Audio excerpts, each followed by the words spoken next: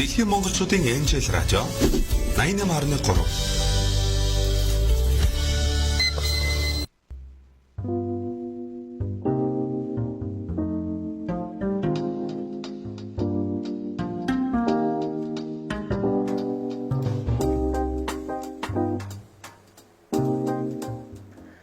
Дэлхийн монголчуудын NGL радио 88.3 хөтөлбөрөн дээр сугат оруулан сонсож буй эрхэм таны энэ өдрийн амар амгаланг айлтгая. За өнөөдрийн маань ээлжид зочны цаг нэвтрүүлэг эхэлж байна. Тэгэхээр манай зочны цаг нэвтрүүлэг маань стандарт хэмжил 100 газрынхантай цуврал нэвтрүүлгүүдийг та бүхэндээ хүргэж байгаа. Тэгэхээр өнөөдрийн маань зочноор хэмжил 100 бодлогын газрын шалгалт тохируулгын хэлтсийн дарга Галбаатар хүрэлцэн ирсэн байгаа. Таны өнөөдрийн мэндийг хүргэе. За баярлалаа. Та бүхэнд энэ өдрийн мэндийг хүргье. За тэгэхээр өнөөдөр та хоёр одоо яг нөгөө драйвер буюу спиртийн агуулмж хэмжигч багжийг шалгалт баталгаажуулалтын талаар одоо ярилцах юм байгаа. За тэгэхээр шалгалт тохируулгын хэлтсийн үндсэн чиг үүрэгт одоо драйвер буюу одоо спиртийн агуулмж хэмжигч багжийг шалгалт баталгаажуулалт хийдгээ. Тэгэхээр хэдэн сар тутамд шалгалт баталгаажуулалтанд хамруулт юм бэ? За та бүхэнд одоо яг ингээд бас хэрэглэгч сонсогч та бүхэнд энгийнээр ойлгуулах гэж бас ойлоо хийчихье тийм ээ. За дараагэр гэдэг маань бол үндсэндээ бид бүхэн мэдж байгаа шүү дээ. Тэгээд замын цагдаа албаагч жолооч нарыг одоо шалгадаг багж байгаа шүү дээ. За энэ багж маань болох тэр үндсэндээ яг энгийндээ нөгөө үлээлэгдэг маань болох тэр тандагч байдгийг. Энэ нь болох тэр алкогол болон үнэртэй уусч вэ аливаа нэг үнэрийг мэдрээд гэлэн тохиогчдөг сигнал өгдөг тийм. Дараагэр нь болох тэр энэ амьсгалд байгаа. За. Одоо алкоголын хэмжээг тоолж байгаа хэмжих хэрэгсэл байхгүй юу? За. Тий. Тэгээд тэрүүнийг нь болох тэр промил гээд нэгжээр илэрхийлдэг. За одоо жин дээр жишээ нь килограмм грамм гэд бидэн шүү дээ. Яг тэр шиг промил гэсэн нэгжээр илэрхийлдэг юм байна. Бид нар ч нөгөө бид нар одоо тэг зууны 20-оос дээш бол одоо тий 19-оос дээш бол гэлдэг шүү дээ. Тэр нөө нэг тэдэн бүхэл мүхэл гээд ирээд тэрийг яриад байгаа юм. Тийм бүхэл гээд байгаа ч одоо нэг промил хүрчих юм бол одоо согтолтой байх нь шүү дээ. Тэгээд 2 3 ч байдаг юм уу те. Үндсэндээ 6 хүртэл хэмждэг юм багж байдаг. За энэ багжийг болох дээрээ аймал гээд олон улсын стандарт байгаа. Энийг Монголд нотгшуулсан 126 гээд стандарт үүтэй. Манай стандартууд чинь нөгөө нэг одоо бүх юм ер нь стандарттай шүү дээ, тийм ээ. Одоо аймал гэдэг нь нөгөө нэг MNS тэгээд эсвэл ICSO ч гэдэг юм уу. За хасаав ч гэдэг юм уу. Яг тэрнтэй адилхан стандартын нэр юм байна шүү дээ. Монгол улс одоо олон улсад ингээд ашиглагддаг стандарт гэдэг. Тэр стандартын дагуу шалгана гэсэн үг байхгүй. Тэгээд энэ 126 стандартын дагуу шалгахад яг одоо тогтоосон үзүүлэлтэнд хүрж ийн үгүй юу гэдгийг спирттэй нэг тийм уусмал байгаа. За тэргээр ингэж үлээлгэж шалгадаг байхгүй. За. Тий. За байж гараа. Гэтэ хойлоо за эхлээд дээр штэ те нөгөө нэг ингээд нөгөө 5 дахь орой ч юм уу ингээд баахан цагдаа нар ингээд гарцсан машинууд игнит зогсож байгаа л тэгээд нэг багч руу гэж үлээчээд гардаг штэ. За тэгэхээр тэрэндээ болохоор энэ бол тандагч. За энэ тандагчаар одоо энийг бас танаа шалгах уу? Тандагчийг нь болох тэр баталгаажуулалт хийдгүй. За. Зөвхөн одоо нөгөө нэг сэжигтэй тохиолдол байна уу илрүүлж ийн л гэсэн үг байхгүй. Тэгээд тэрийг баталгаажуулж байгаа юм нь тэр дараагэр. За тэнгууд ингэдэг штэ. За ингээд сэжигтэй тохиолдол илэрлээ. За та буугаад ирнүүгээ тэнгүүтээ ийм за энэ шин шүү гэд гэлгарутнаас нь ингээд задлж агаад хошуу өгдөг штэ. За энийг амдаа тэгээд үлэнгүүт энэ драйгер штэ. За тэгвэл шалгана гэдэг байгааг нь би сайн ойлгохгүй байна л да баталгаажуулна гэд. Тэр чи бүгдээрээ л ингээл шинээрэл байж идэм шүү. Тэгээд яг юуг шалгаж баталгаажуулаад байгаа. Дараагэр гэдэг маань үндсэндээ хэмжих хэрэгсэл юм байна. За. Тэр нөгөө бидний ялгар уудтай нэг цагаан юм амруу игээд идэв шүү дээ. Тэр маань болох тэр зөвхөн нөгөө хүмүүний бас нөгөө эрүүл аюулгүй байдал талаасаа хошуугийн сольж өгч байгаа юм. Тэрнээс цаад үндсэн хэмжүүр нь бол тухайн өдөрт одоо 30 хүн байна уу 40 хүн байна уу хамаагүй тоолоо л байна. Тэгэхдээ санаа бүртгэгдээ програмтай юм багж байхгүй. За. За тэгээд үндсэндээ яг энэ чинь зөвхөн замын цагдаа хөдөлгөөний аюулгүй байдал талаасаа биш одоо манай Монгол улсад ер нь дэлхийн бүхэл газар тийм ээ уул уурхайд хүртэл ашиглаж байгаа шүү дээ. Аюулгүй байдал. Тийм. Тэгээ дээрэс нөгөө нэг уул уурхай болон босод нөгөө том компаниуд ч одоо нөгөө ажилтнуудаа тий согтуугаар хэрэглэсэн ажилд нь оруулахгүй шүү дээ. Яг шүү дээ. Одоо манай оюут толгой үний уурхайч гэдэг юм уу томоохон уурхайнууд ч одоо согтуун ороод төр ч аюулгүй байдал алдагдана тийм ээ. Бусдын аймнаас өөрийн аймнаас хөрөнгө мөнгө ч маш аюултай. Тэгэхээр энэ даригрыг бол бас зөв талаас нь ойлгох юм бол маш хэрэгтэй багч байхгүй. За тэгвэл нэг зүйл асууя. За замын цагдаа үлээлгсэн чинь за хоёлаа ингээд заавал бүхэл мөхлөөр нь яриад явах. Бүхэл гэдэг чинь бол бүр айгүй айхтар өндөр сургалтын зэрэгтэй байгаа гэсэн үг шүү дээ. За тэг 135 гарчлаа. Замын цагдаа үлээлгсэн чинь. За тэгээд эрүүлжүүлэхэд аваадсан чинь эрүүлжүүлэхийнхэн дахиад үлээлгэе гэж бодъё. Өөр одоо драйвераар тэгсэн чинь тэрэн дээр нь одоо тэг 132 ч гэдэг юм. Ингээд хоёр драйвер хоёр өөр заагаад байвал энэ юу гэлэрхийлж байна? За та бүр ёстой нэг чухал юм асууж байна. Энэ л байхгүй ерөөсөө л үндсэндээ стандарт хэмжилсэн газрын үндсэн чигүүрэг. Энэ ганц дараагэр дээр ч биш бүх хэмжүүр дээр байхгүй. Одоо усны доолуур, цахилгааны доолуур, жин тийм ээ. Одоо урт үздэг метрод биш үү? Энэ бүгд ерөөсөө бүгд Монгол улсын хаанч яг нэг л зааж авах хэрэгтэй. Үгүй тийм үү? Тэгэхгүй яг энэ чинь одоо 650 драйвер байлаа гэхэд тэр бүгд нэг л заах хэрэгтэй. 0.19 заасан бол 0.19 байна. Энэ бидний л ажлын одоо гол зорилго байхгүй юу? Буруу хэмжлийн сөрөг бүр дагавраас хэрэглэгчийг хамгаалах үндсэн зорилго нь ийм л юм байх таа шүү. Зөв. За тэгвэл драйвер буюу спиртийн агуулгын хэмжигч багчанд алдаа заагдсан асуудал одоо гард юм уу? Үүнийг яаж шийдвэрлэн? За одоо саяны шиг ингээд зөрүүтэй байгаад байна шүү дээ. Би одоо хэрэглэгчийн үднээс юу яриад байгаа юм бэ? Сая ингээд замын цагдаа үлээлгсэн чинь ийм гарчаад байхад яахлаарэ танаа эрүүлжүүлэхийн драйвер чинь ингээд өөр заагаад байгаа ч гэдэг юм уу те. Ингээд гомдол үүсгэлээ ч гэдэг юм уу. За ингэнгүүт танах одоо ер нь энэ хянаа шалгалтаа яг хизээ яг ямар үед явуулах хэрэгтэй байдгийг хэрэглэгчийн гомдол санал хүсэл дээр байд юм уу? Эсвэл танаа одоо яг сар тутамч гэдэг юм уу? Эсвэл өдөр тутамч гэдэг юм уу? Жилд нэг удаа ч гэдэг юм уу? Бүх драйверуудыг шалгах хэрэгтэй юм. Нэрээ энийг бас нэр яасамаар байна. Үндсэндээ одоо бид нар чинь ингээд Монгол улсын одоо бүхэл нутаг дэвсгэр дээр одоо замын цагдаа, жуулан уул уурхай бүх хяналтууд тавигдж байгаа шүү дээ. Тэгэнгүүт 6 сард нэг удаа баталгаажуулах хэрэгтэй. За хагас жилд нэг удаа. Тэгэнгүүт мэдээж техник хэрэгсэн шүү дээ. Эвдрэхгүй юм гэж юусоо байхгүй, тохиргоо алдагдахгүй юм гэж бас баг байхгүй. Гэхдээ яг үнэхээр тэр улсын баталгаажуулалт хийгээд тохируулгыг нь бид нар хийгээд лацтаад гэрчлэгээ олгодог. Гэрчлэгээн дээр нь одоо тэдэн сарын тэдний өдрөөс тэдэн сарын тэдний өдрийг хүртэл гэрчлэгээ олговоо. Энэ үед бол тухайн хэмжих хэрэгсэл одоо баталгаатай байх нь шүү дээ. Битүүмжил лац алдагдаад тухайн үед гадны одоо нэг операторын буруугаас ч юм уу тохируулга кодыг өөрчилсөн байх юм бол тэр хүчингү. Бас зүгээр маш цөөхөн ганц нэг хоёр тохиолдол бол бий. Гэхдээ одоо мэдээж чинь хүний эрх ашиг бас байгууллагын нэр хүндийн асуудал учраас нэр усын хэлээд байгаа юм. Болохоор тэр шалгагдаад шүүхэр орсон асуудлууд бас байдаг. Энэ одоо тэгэхээр за хоёлаа тэр албан байгууллагын нэр дурдах шаардлага угаасаа байхгүй л те. Прокурор хүртэл явна гэхээр яг юу ямар алдаа гаргасан гэсэн үг вэ? Жолоодох эрхийг хасагдсан. Дээрээс нь согтууруулах хундаа эргэлж яваад одоо ославаар холбогдсон. Энэ нөхцөлд чинь нөгөөд чинь маргаан болж явж байгаад ер нь би архиугаагүйсэн ч гэдэг юм уу тийм ээ. Ийм маргаан үүсдэг юм биш үү? Тэгэнгүүт сүүлдээ энэ чинь цусаар шинжилгээ авчдаг тийм. Цусаар авсан шинжилгээ нь дараагийнхтайгаа таарад ирдэг. Ингэхдээ нөгөө хүмүүс маань одоо яах зэрэгүүлж шүү дээ. Тийм ээ, хөлөг газаргуулж шүү дээ. Яг ийм нөхцлүүд бас тодорхой хэмжээгээр за жилдээ 1-2 удаагийн тохиолдол бас байдаг. Тий. Тэгэхдээ яг битүүмжлэгдсэн гэрчлэгээтэй дарааграас ийм тохиолдол гараагүй.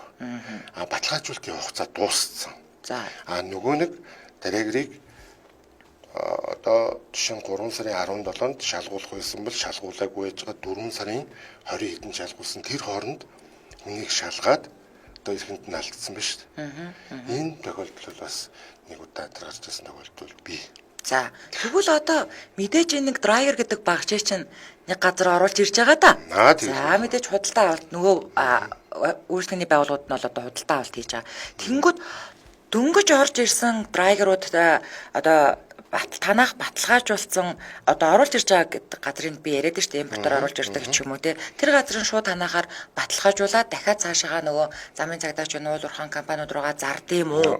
Эсвэл тэд нар нь худалдаж авсныхаа дараа танахаар очиж баталгаажуулд юм уу? Яг яад вэ? Бас чухал асуулт байна. Энэ ингэж байгаа. За. Ганц дараагэр биш. Ерөөсөө Монгол улсад худалдаа үйлчилгээ мөнгөн тооцоо, аюулгүй байдал, эрүүл мэнд, батлан хамгаалах амжилтын тухай одоо заасан энэ 5 салбарт ашиглаж байгаа бүх хэмжээ хэрэгслүүдийг стандарт хэмжилсэн газраар чадвараа үнэлүүлсэн. За. Чадвараа үнэлүүлнэ гэдэг маань энэ дотор ч одоо мэдээж мэрэгжлийн хүн байх ёстой, сургалтанд амрагдсан байх ёстой, лабораторийн орчин нөхцөлийг бүрдүүлсэн байх ёстой. Итгэмжлэлийн байгууллагаар итгэмжлэгдсэн байх ёстой. Ийм лабораторитой аж ахуй нэгж тухайн хэмжээ хэрэгслийг оруулж ирээд оруулж ирэн гутаа мөн стандарт хэмжилсэн газраа хандаад ширхэг бүрээр нь улсын баталгаажуулалт хийлгүүлдэг байхгүй юу. Тэгээд за нөгөө хэмжээ хэрэгсэл дээрээ ингээд лацнаа. За. Лацнаагаад гэрчлэгээ болгоно. За. Энэ нөхцөлд түүнийг худалдан борлуулах, суйрлуулах эрхтэй байхгүй юу.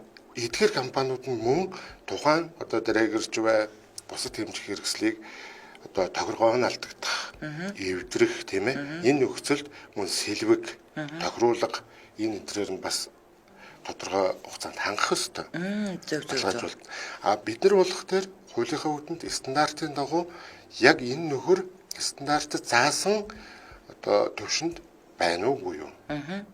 Дутуу илүү байж болохгүй байх нь шүү дээ. Яг энэ нөхцөлд нь бид нар баталгаажуулж өгч байгаа. За хэрэглэгч нар бас нэг юм ийм анхаарах ёстой. За. Одоо ингээд нэг жолооч машин барьцсан явжсэн чинь магадгүй урд өдрөн ч юм уу утсан байхыг үгүйсэхгүй шүү дээ. Өөрөө нэг жоохон айцтай ч юм уу тийм. Яг үнэ. За ингээд явж байтал цагдаа зогсоолоо. Тэгэхэд тэр дараагэр дээр нь үлээхэд одоо юм гарахгүй шүү дээ. Тэгэхэд за юм гарчлаа. За. Мөн ялгаагүй. За. Заавал одоо баталгаатай байна уу? Лацтай байна уу? Таны түрүү асуугаад байсан нөгөө хошуугаа шинээр сольж өгч гин үү? Энэ бүгдээр хэрэглэгч бид нэр өөрсдөө бас хяналт тавих хэрэгтэй. За лацсан тэгээ хаана үдээ? Дараагрынхаа яг нөгөө задардаг юун дээр ингээд За. Зөв уцсны сарын гэд бичгтэй. За. Тийм лацсан байж. Тэрийг бас хуучин бидний ашигладаг байсан одоо Оросын хэмжээ хэрэгслүүд бол голцоо одоо өөрөө баг мэдгүй байх нөгөө ингээд зүйтэй хоёр талдаа тавхтай жим юм биш үү? Тэр мэрчин бол ингээд тугалган лацтай байдаг байсан юм. Тийм шүү дээ, санаж байна.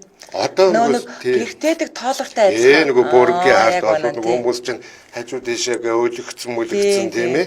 Тийм тэд нар чинь энэ тугалгатай байсан. Одооны ихэнх хэмжээ хэрэгслүүд ер нь жинж бай, тоолгорч бай ер нь ихэнх нь дандаа юу болцсон. Цаасан лацтай болсон юм. Цаасан лацтай дээрээсээ зориултын нөгөө юм сэрэл дугаартай юм лацтай болчихсон. Зөв. За тэгвэл спиртийн агуулгам шимжигч багчийг орон нутагт шалгалт баталгаажуулалт хийгдэж байна уу тий? За сая инглээ ер нь одоо та бүхэн бид бүгдээрээ л мэдж байгаа одоо 24 онд энэ төр гэл шатар сайд санаачлал одоо ер нь энэ стандарт манай бүхэл юмнууд чинь ерөөсөө стандарттай шүү дээ тий. Монгол улсад бид нар ч нэг стандарт гомшил нэг хэсэг туйлаад энэ үндэ жоохон сурцсан ч гэдэг юм уу ингээл яваад байсан болохоос биш бүх юм бол стандарт байгаад байгаа. Тэгээ энэ стандартад нийцүүлэхэд бол ч одоо зөвхөн Улаанбаатарт яг энэ драйгер шалгадаг эталон лаборатори байсан байхгүй юу? За. Тий. 24 онд хөрөнгө оруулалт нарийн сайжирч бид нар шийдэгдсэний хүчин бас энэ чинь хүн сургадгийн. Бицэг юм мэрэгжилтэй боловсон хүчин сурган дадлагжуулна бэлтгэлэн шүү дээ. Тэгж чагаад одоо Арангай аймаг, Булгай аймаг, Орхуул аймаг, 3 аймагтай бид нар одоо драйгерийг бас шалгаж баталгаажуулдаг болчиход. Архуул уу, Орхон уу? Юу Орхон. Орхон уул. дархантайгаар амьдарч байна. Тэгээд 3 аймагт гэдэг чинь бас дэвшил байгаас. Одоо бид нар энэ жил 25 онд бас энэ говийн аймагуудад, зүүн аймагуудад бас 2 3 лабораторийг бий болгож байгаа. Энд ч одоо Тэгэхээр орвотынхан бол байнга хот руу ирдэг байсан бэ штэ тий. Бүр Баян өлгийгээс хүртэл, Ховдоос хүртэл, Дорнос Сүхбаатараас хүртэл зөвхөн Улаанбаатарт ирж баталгаажуулалт хийлгэжсэн маш их төвөгтэй байсан л да. Тий. Тэгээ эн чин Драгрийн чин тоо хүртэл бас их харьцангуй. Одоо бол нийт Монгол улсын бүх суманд хэсгийн төлөөлөгч нар хүртэл одоо Драгертай болж ин тандагчтай болж ин бас ер нь дэвшилттэй л байгаа л да. Тэгээд одоо тэр нөгөө нэг 6 сар тутамд шалгалт хийдэг гэсэн штэ. Тэрийгөр яах юм? Аймаг их нэг хүрэж өрөө шалгуул гэж дуудах юм уу танаас? Ерөөсөө яг ингээд бид нар чинь за одоо жишээ нь Ховд аймгийн тэр сумын тэр тедэн Драгер байгаа. Бүртгэлтэй шүү дээ. Тэгээ бүртгэлээрээ байж нөгөө цагдаагийн газар мааж бай уул уурхайч гэсэн ялгаагүй манай хугацаа дуусчлаа гэд бидэрт 2-3 өдрийн өмнө мэдэгдэн бид нар энэ чинь бас ажиллаа төлөвлөн шүү дээ. Энэ чинь бас нэг учиргүй одоо 30-40-ороо дахиад ирэх юм бол нөгөөдгий чинь бид нар тэр холын улсуудыг чинь одоо нэг өдөртөө багтаагаад явуулж чадахгүй. Тэгэхээр ингээд яг хуваарийнхаа дагуу явчихдаг бас. Танаа хаана нэгдэ? Манай стандарт хэмжүүлсэн газар бол жок биш дээ. Жок музей ажууд чанар манай зорилтгээд 3 давхар. Тэр дотроо байд юм уу? Манай хэмжих хэрэгсэл баталгаажуулалтын газар шалгалт тохируулгын хэлсэн манай бол 5 шарт ач хамгаалахын сургуулийн яг залгаа баруун талд нэгдэг. За. Тэр байршлыг л асуугаад байна л да би. За тэгвэл иргэн хүн согтуурлын хэмжээг шалгуулах тохиолдолд юуг мэдэх, юуг анхаарах хэрэгтэй вэ гэсэн та түрүүн тэр лацын шалгаараа гэдгсэн шүү дээ.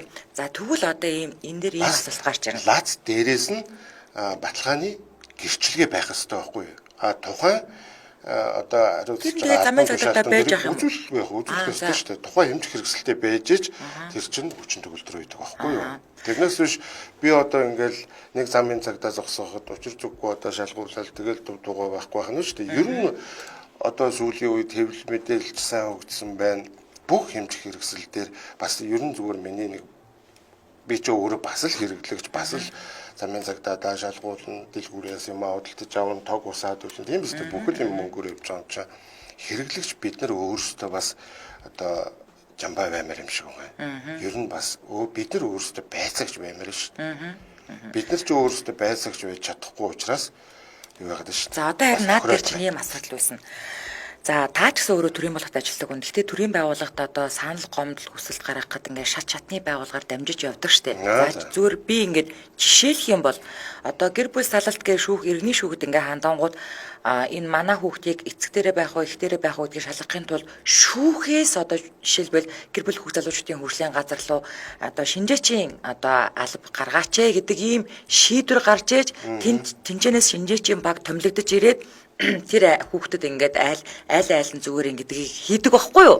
Тэр би зүгээр иргэн би танаа дээр гүйж очингуудаа намаа нэг цагдаа ингээд үлээлгсэн чинь тэр баг чинь ингээд лацгүй байна. Тэгээд энэ тохирлын гэрчлэгээний хууц байхгүй байна гэд танад гомдол гарах юм бол танайхад энийг би шалгахгүй гэж бодож байна. Тэгэхээр энэ процедур яаж явах вэ? За би ингээд эн чинь энэ одоо тий тохирлын гэрчлэгээгүй юм одоо баталгаагүй драйвераар намайг ингээд үлээлгчлээ штэ гэд би ингэнгүүт яах юм? Нөгөө цагдаад шалгуулж яж дахиад цагдаараа гомдол гаргаж өгөх юм уу? Энэ яг ямар шат, ямар процедураар явагдах вэ? За.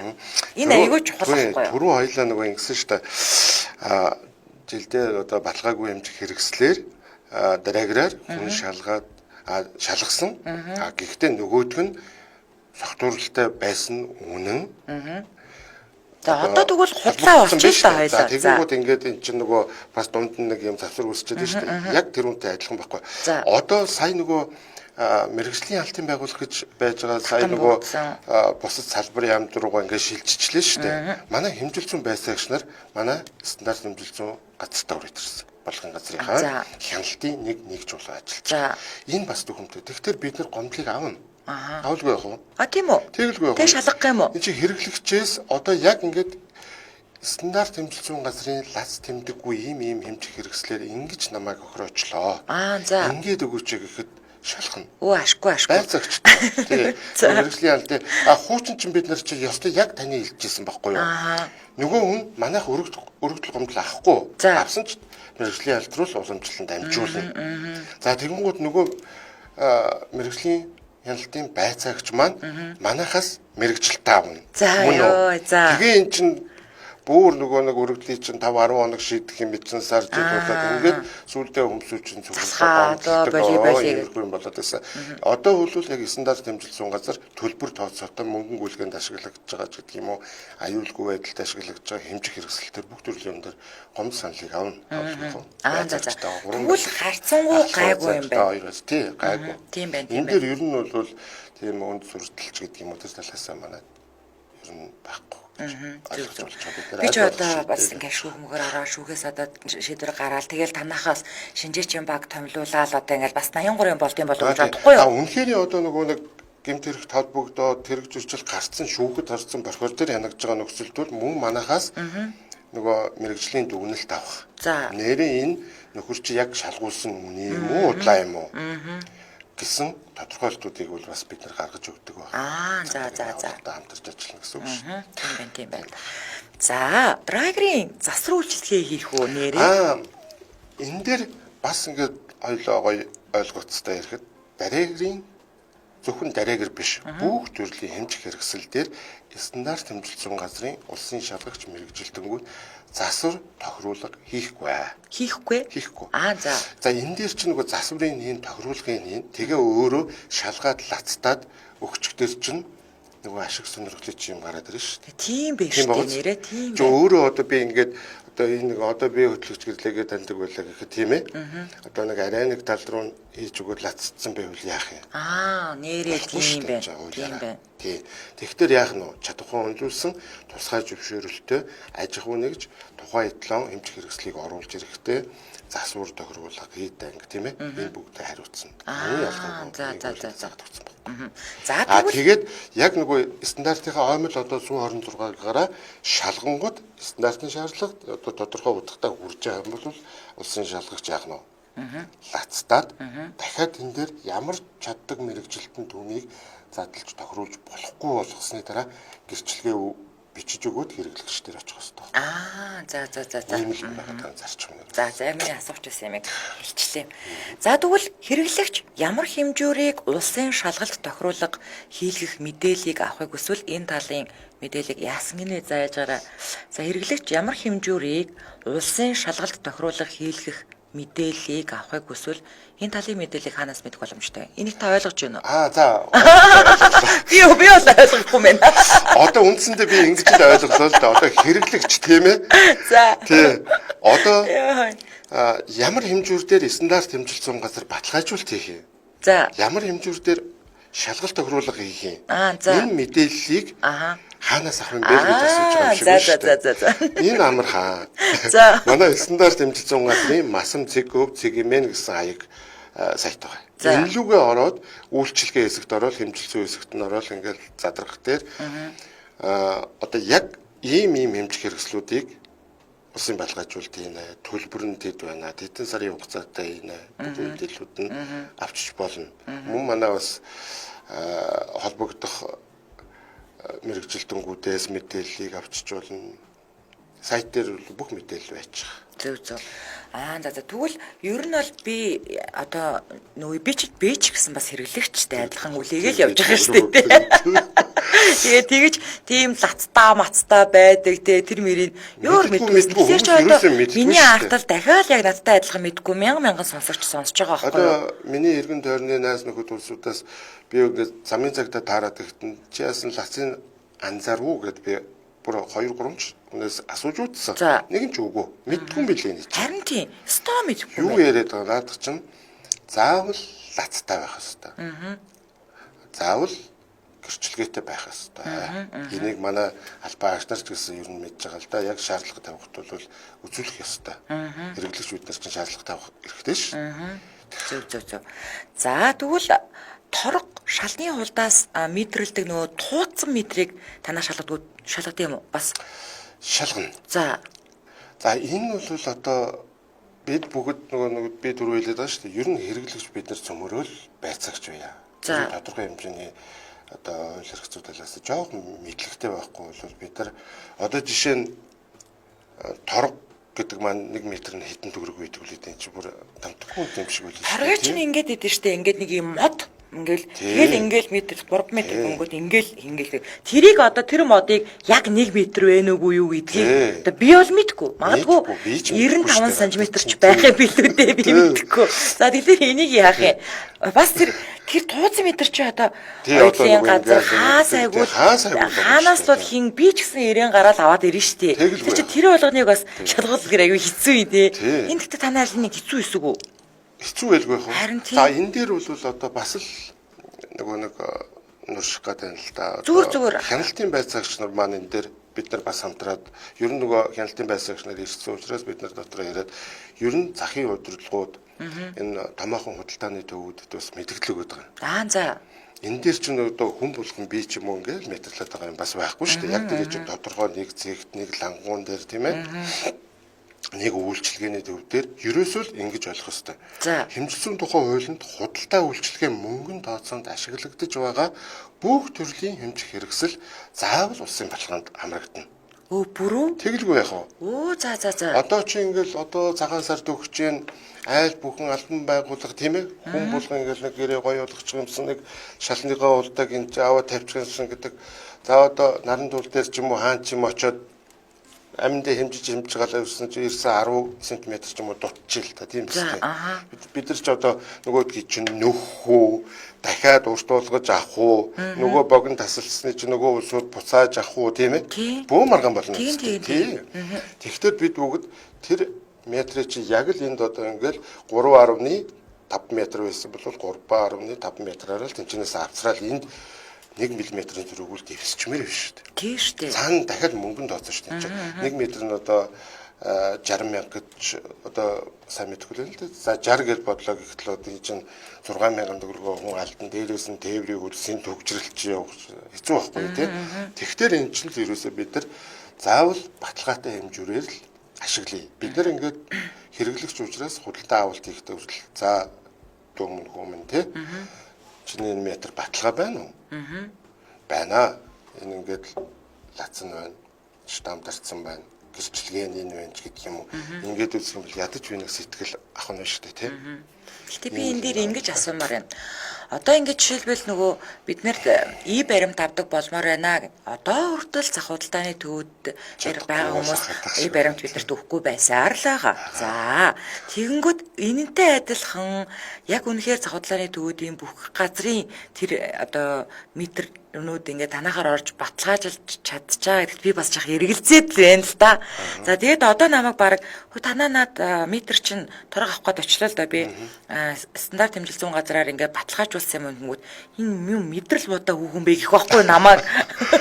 Тэгэхээр ер нь энэ стандарт чинь хизэнээс эхлэж хэрэгжиж эхэлсэн. Хүмүүс ер нь тэр юмаа зарж байгаа хүмүүс чинь ер нь ийм байх ёстой гэдгийг мэддэм үү ер нь өөрсдөө.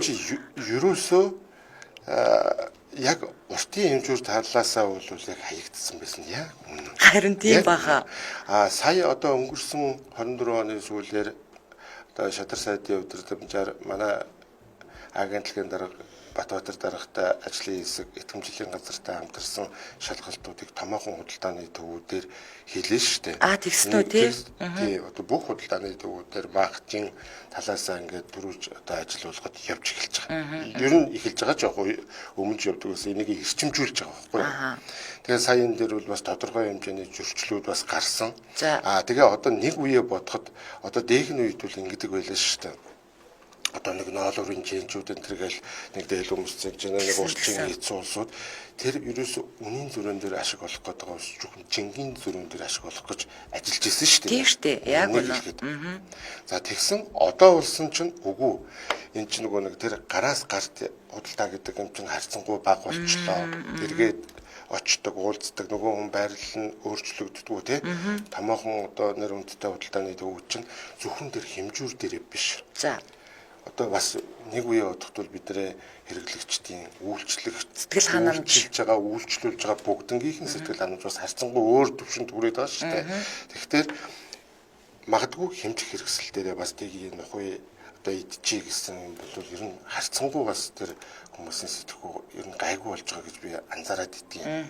Тэгтээ бол бас тэрүүнд бид нар найдахгүй шүү дээ. Мэдээж гуулийнхаа хүрээнд одоо хяналтын байсаагч нар нь хяналтаа тавиад өвчин тухайн үйлчлэгээ эрхэлж байгаа аж ахуйн нэгж байгууллага иргэн болвол стандарт хэмжүүлсэн газартаа хандаал бүх юмудаа хэмжүүлэл явуучих хэрэгтэй байна. Зөв хөшөөрчүүлбэл зардаг хүмүүс ч гэсэн хамаарлаа юм байна. Яг үндсэндээ одоо энэ арадаг бол Монгол улстай яриагаа дутагдгүй тийм ээ. Энэ олон мянган сая хүн сонсож байгаа юм чинь энэ дотор худалдаа үйлчлэгээ эрхэлж байгаа аж ахуйн байгаа аж ахуйн нэгжийн ээж улсууд байгаа хэрэглэгч бид нар шигч улсууд байгаа тийм ээ. Тэгэхээр бүгдээрээ бас соёлтой тийм ээ. Яг стандартын дагуу тавигдах нөхцөлд нь нийцүүлээд баталгаажуулалтаа хийлгээд хэрэглэгч нь болох дээрээ шаардлага тавиад тухайн баталгааны гэрчлэгээ тэмдэг юм байна уу энийг шалгацдаг ийм л болмоор байна. Зөв. За тэгвэл нөгөө нэг шатхуун түгээх станцийнх нь нөгөө угаасаа шатхууны хэмжээгээр авч нөөцлөдөг штэ тий. За тэгэхээр танах бас танай хэлцээс энэ дээр шалгалт баталгаажуулалт хийдгүү. Хийн. Энэ дээр нь шалгалт тохируулга хийгээд нөгөө таблиц гаргаж өгдөг байхгүй юу? Энд чи одоо ингээл 30 тонн, 40, 50 тонн гэдэг ингээд бүр ингээд ийш явж байгаа дагуулгууд дээр бүр том танкрууд байдаг шүү дээ, тийм ээ. Энд чинь мөн л ялгаагүй худалдаа үйлчлэгээ мөнгөнд тооцоод ороо явчихдаг. Ягаад гэх юм бол энэ чи одоо нөгөө тээвэрлэж ирээл энэ чинь тэр агуулгууд дээр л хадгалж байгаа шүү дээ. Тэгэнгүүт чинь нөгөө агуулгыг чинь харна маань ойлоо инженеэр л ярьж байгаа шүү дээ, тийм ээ. Нөгөөдөг чинь одоо би жишээ нь ингээд нэг 50 тонн А92 ч юм уу шатгуунаа хадгалуулсан байж байгаа. Нөгөөдхөө түгээгүүр дээр жижиглэнгээрээ зараад дуусан чинь нөгөөх нь 48 тонн болчихвол яах юм тийм ээ. Тийм яг үнэ. Яг энэс ч урьдчилан сэргийлэх үүднээс тэр том хэвтэй босоо самнууд дээр чинь тавилаас гаргаж өгдөг байна. Хэмжилт хийгээд. Энэ бас нэлээ нөхсөр ажил. Тийм байна. Цаг агарын нөхсөр шалтгаална. Дээрээсээ нөгөө дотор нь хүн орж тэр айхтар том шатгууны саврууч хүн орж хэмжилт хийдэж штэ сонирхолж ирэхэд тэр чинь баг масктай орно нөгөөдгийн хүн орох болцоо агаартай болгоно үнэр танрыг нь гаргана маш хүнд ажил байдаг л да. Бидний дунд нэг амар ийм тэнэг ч юм уу нэг ийм яриа явдаг аахгүй юу гэхээр зэрэг яг 20,000 төгрөгөнд шатгуун авахаар дутуу шахаад идэв маа над бол чаа 21,000 төгрөг гэд авчих юм бол яг хийн гээл нэг за энэ хэр ортоо вэ 10 литрийг аввал яг болно өдргөл тий худлаа юу за ядах чинь тоолуураараа л тоолчихж байгаа шүү дээ бид нар усны тоолуур цахилгааны тоолуур энэ төр тийм байхгүй шүү дээ хэмжээсээ зарчим нь яг адилхан шүү дээ за ерөөсөө хэмжих хэрэгсэл гэдэг чинь өөрөө гарч байгаа утрыг л тоо хэлбэрт гаргаад өгч байгаа хэвлэл механизм л гэсэн үг шүү дээ тэгэхээр ерөөсөө одоо ингээд 990 литр вэ нөө 10 литр вэ яг энэ мөнгөөрөө тооцогдол гараад ирж байгаа. Яг уу зүгээр бүх төрлийн хэмжих хэрэгслүүд дээр өөрийг нэгж одоо хувийн хуваагдлыг нэгжиж юм бидгийг. Энэ нь болохоор одоо тоолж байгаа алхмал гэсэн үг юм уу та. За хоёулаа шатгуун дээр хүмүүс чинь грамм литр гэдэг хэрэгтэр жингэл бодъё л та тийм үстэй. Одоо бид нар махыг ингэж бөөнд зарлаа үхрийн махыг тийм. Энийг бол одоо нэг үхрийн мах гулууз махыг жишээ нь 30 кг таадаг 5 грамын наривчлалтай жин дээр одоо 2.5-аас 5 грамм байдэн шүү дээ. За энэ жин дээр тавих юм бол нэгдүгээр жин чинь таахгүй хоёрдугаар нөгөөдөг чинь давцсан хэмжээ зориулт нь жижиглэнгийн худалдаа тэр чинь 500 300 тонн 3 тонны том жингүүдээр хэллээ шүү дээ. Тэрний хувийн хуваагдлын нэг чинь болох дээрээ 300-аас одоо жишээ нь 500 г байх нь шүү дээ. 300 г юм тавьчихад байхад мэдрэхгүй байх нь шүү дээ. 500 г юм тавьчихад байхад жуураа мэдрэх нь шүү дээ. Тэгэхээр чинь нөгөө 500 г махыг чинь одоо жижиг 5 г мэдэрдэг жин дээр тавих юм бол тэр чинь одоо бараг 10,000 байгаа шүү дээ. Тийм байна. Яг тэрүүн шиг хувийн хуваагдлын нэгждгээрэл өөр байдаг байхгүй юу? Тийм тэр одоо ингээл 10 мл ч гэдэг юм уу тийм ээ. Дийнгүүрээ л өөр. Тэрээс биш тэн дээр одоо яг ингээд за би 21,000 төгрөгөнд авчвал яг тоочны одоо хэдэн литр ч үүдгийг авах гээд байна тийм. Тэр бол бас зүгээр бидний л ярианд үс цаанаас гарсан мэдгүй.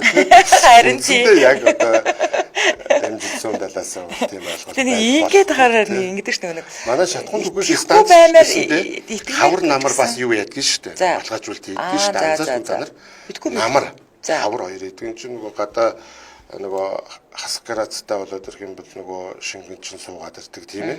Нэмэх гарацтай болох төр хөөрөөд ирдэг. Энэ дээр нь залруулга хийж баталгаажуулт хийж байгаа. Тэрнээс үүш жилийн 4 улирал тэр чигээр нь байгаад байх юм бол ёстой нөгөө та бидний үгээр нүдэн тарж байгаа шиг хөөрөлт суултаасаа өсвөлөд бас залруулга их шаардлагатай байдаг. Зөө.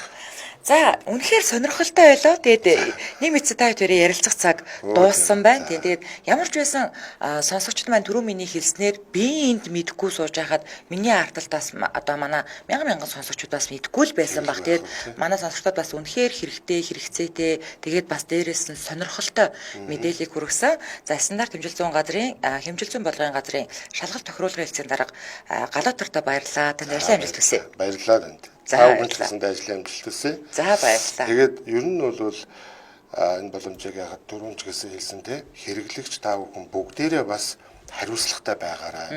Аливаа нэгэн хэмжих хэрэгслийг одоо баталгаатайгүй эсхтэр нь анхаарлаа хандуулж байгаарай. Аливаа нэгэн бүтээгдэхүүнийг худалдан авахдаа хаяг шошгийг анзаарж байгаарай бас тийм ээ. Чи бидний эрүүл мэнд бүх юмд хэрэгтэй шүү дээ тий. За ингээд та бүхэнд амжилт хүсье баярлалаа. За баярлалаа. За.